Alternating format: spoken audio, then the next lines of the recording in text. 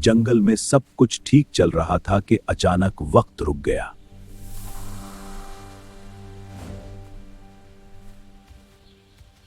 छोटा हाथी ने आसमान की तरफ देखा और चांद उससे बात करने लगा।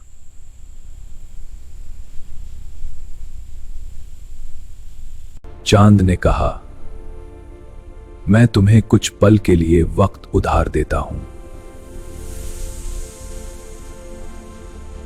वो तेज भागा और अपनी मां के लिए शिफा का पानी ले आया।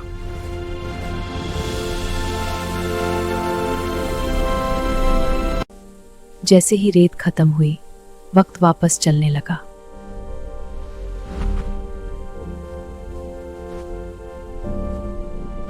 वक्त कीमती होता है और मां से ज्यादा कीमती कुछ नहीं। लाइक और सब्सक्राइब जरूर करें।